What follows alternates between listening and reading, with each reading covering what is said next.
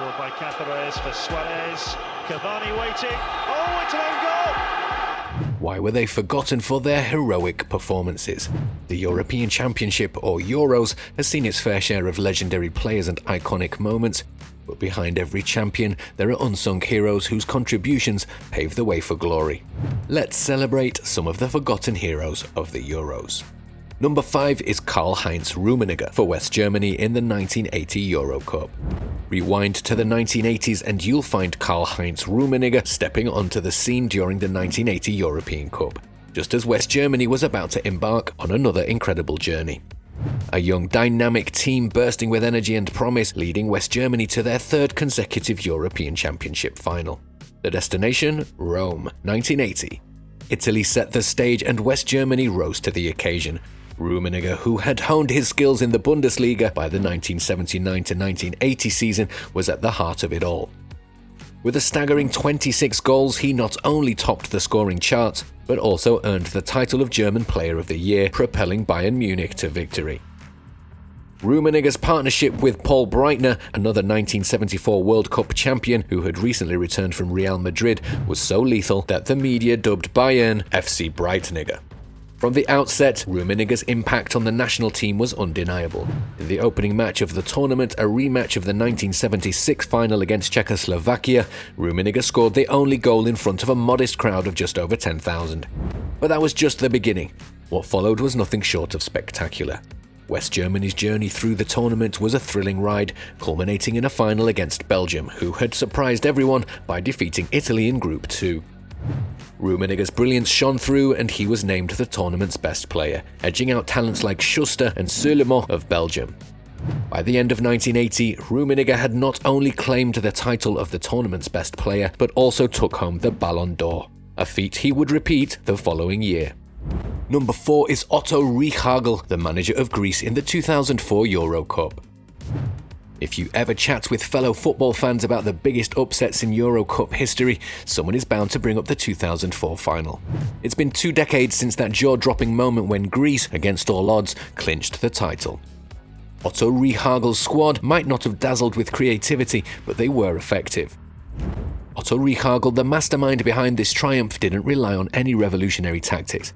There wasn't a once-in-a-generation superstar to build the team around, nor was there a groundbreaking strategy. The bit of creativity they had revolved around defender Trinos Delas. Greece's game plan allowed Delas to operate as a centre-back without sticking to a man-marking role. This freed him to spot and neutralise threats and occasionally joined the midfield when they had the ball. Greece wasn't a passing side, saying otherwise would be a huge understatement, but calling them passive or negative, that would be unfair. Reagle knew his team's limitations with the ball, so he devised a plan that masked their weaknesses. They often launched long balls to Charisteas or Zizis Frizas up front. They weren't comfortable with intricate play from the back, so they played to their strengths. As the tournament progressed, they got better at fooling their opponents. They'd make it seem like they weren't going to hold up the ball, only to flick it into the open space, catching their rivals off guard. Stelios Giannakopoulos in particular became a key player in this strategy. Were they lucky? Maybe. But a fluke? Absolutely not. Reagle orchestrated a perfect alignment of the football stars, creating a moment in history that deserves to be celebrated and remembered. Number 3 is Gianluca Vialli, who was the manager of Italy in the 2020 Euro Cup. Have you ever heard of a man who fought cancer just to stand by his team at a crucial moment? That man is Gianluca Vialli for you. It's half an hour before Italy's nail-biting clash against England at Wembley in the Euro 2020 final. On the pitch, alone and reflective, stands a man whose presence is far from ordinary. Gianluca Vialli, absorbing the electric atmosphere, might have been recalling his glorious days playing on this very ground in the European Cup and FA Cup finals. At that moment, he may not have realised his pancreatic cancer had returned, a battle he'd been fighting for 5 years. He revealed its comeback 5 months later. Vialli was no ordinary footballer. When he signed with Juventus, he was once the most expensive player in the world. His charming smile endeared him to fans everywhere, a formidable forward with a killer instinct for goals. He was adored by the Italian team during the Euro Cup. After enduring relentless rounds of chemotherapy, Vialli embraced every moment, a mindset that seeped into the squad in the 2020 Euro Cup. His role went beyond assistant coach. He was their motivator, peacemaker, and shoulder to lean on. His antics were legendary. Before Italy's first match against Turkey, Vialli nearly missed the bus. Italy's 3-0 win that day turned his near miss into a superstition. From then on, the team bus would start moving without him, and Vialli would dash out of the hotel, pleading for it to stop.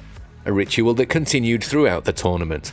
When Italy clinched the European Championship by defeating England in a penalty shootout, there was only one person the players wanted to celebrate. Gianluca Vialli's story is a testament to the human spirit, an inspiring tale of resilience, dedication, and the unbreakable bond of a team. Number 2 is Kamil Glik, a Poland player at the 2016 Euro Cup. While Robert Lewandowski stole the spotlight for Poland at Euro 2016, it was Kamil Glik who quietly emerged as the unsung hero at the heart of their defense. Glik's commanding presence and leadership were key to Poland's unexpected journey to the quarter-finals. Could you think that Poland, with one of the tightest defenses in the tournament, conceded only 2 goals in 5 games? Much of this defensive prowess was due to Glik, who was nothing short of a rock at the back. Despite their heartbreaking exit to Portugal in a nail-biting penalty shootout, Glik's impact was undeniable. He racked up 54 clearances, the most in the tournament, showcasing his incredible ability to read the game and snuff out danger before it escalated. Glik's stellar performances didn't go unnoticed. AS Monaco snapped him up before the competition even wrapped up, clearly seeing the potential for him to shine in the Champions League. This move seemed like the perfect catalyst for Glik to evolve into a top-tier defender, but Glik was more than just a last line of defense. He was a sweeper with a knack for anticipating threats. His aerial dominance saw him win countless headers against some of Europe's top attackers, making him a formidable force in the air. And his leadership simply invaluable. On the pitch, he was the anchor, organizing his teammates and maintaining a disciplined backline. Off the pitch, his vocal presence and inspiring attitude brought in a strong team spirit. One moment that encapsulates Glik's tournament came during a tense group stage match against Germany. With the game tied and Germany pushing hard for a winner, Glik made a crucial last-minute tackle on Thomas Müller, denying the Germans a clear scoring opportunity. It was a snapshot of his entire tournament, timely, composed, and absolutely vital. Number 1 is Antonin Panenka, a player for Czechoslovakia in the 1976 Euro Cup. The 1976 European Championship final wasn't just about Czechoslovakia winning their first and only major trophy. It also gave us one of the most iconic moments in football history, the birth of the Panenka penalty. Antonin Panenka wasn't your typical football prodigy, he was a late bloomer, only making his debut for Czechoslovakia in 1973, just 10 weeks shy of his 25th birthday. Before that, he spent years bouncing between the first and second divisions with his club Bohemians Praha. By then, the Euro 76 qualifiers rolled around. Panenka had cemented his place in the national squad. Known as an attacking midfielder with technical prowess and a vivid imagination, he didn't just talk the talk, he walked the walk. In a quirky twist, Panenka's practice regime involved beer and chocolate as rewards for the goalkeepers who helped him perfect a new penalty technique.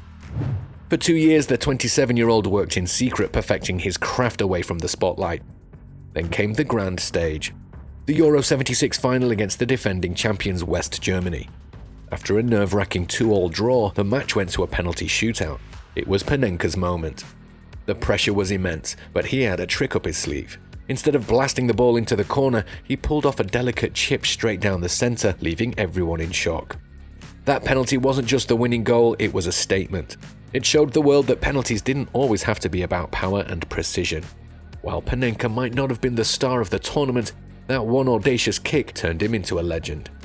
The Panenka isn't just a penalty, it's a tribute to creativity and courage, a reminder of how a single moment can change the course of sports history forever. Do you think the upcoming Euros 2024 will produce more heroes? Do share your views on that in the comments section.